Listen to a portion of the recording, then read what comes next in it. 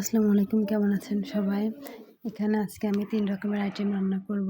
এজন্য নিয়ে আসলাম এখানে করলার আলু লবণ দিয়ে চটকে নিচ্ছি যাতে একটার সঙ্গে একটা লেগে না যায় ভাজি করার সময়।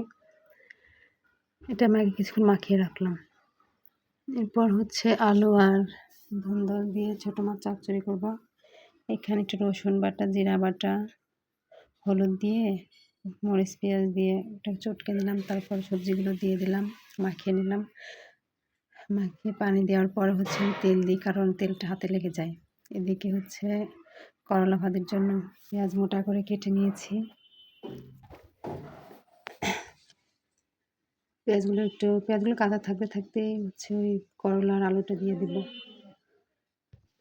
করলার আলুটা নাড়াচাড়া করার পরে হচ্ছে হলুদ আর হচ্ছে লবণ, যেহেতু লবণটা মাখিয়ে রেখেছিলাম এজন্য লবণ অল্প দিয়ে নেব।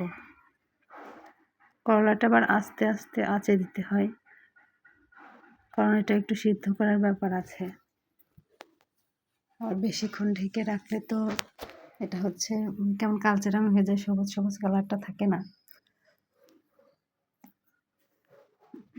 এই তো এখানে আমার ভাজিটা অল্প আঁচে বসিয়ে দিলাম,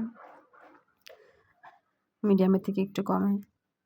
এদিকে চচ্চড়িটা অনেকটা হয়ে এসেছে। চচ্চড়ি একটু পানি ছিল, চারপাশে একটু ঘুরাই ঘুরাই দিচ্ছি কড়াইটা যাতে হয়ে যায়। এদিকে করলাটা একটু নাড়াচাড়া করে দিই।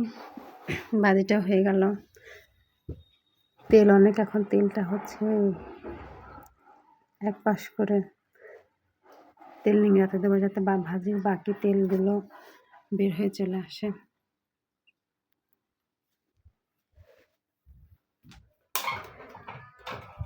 এদিকে ডাল সিদ্ধ করতে দিলাম।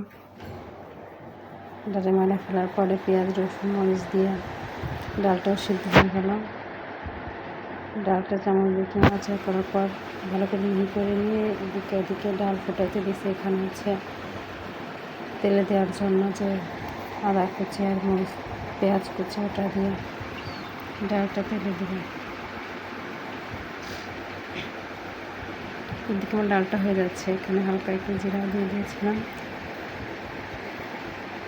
তো বাগার দেওয়া শেষ। ধন্যবাদ বন্ধুরা, এই ছিল আমার আজকের রান্না। কেমন লাগলো তোমাদের জানাবে অবশ্যই।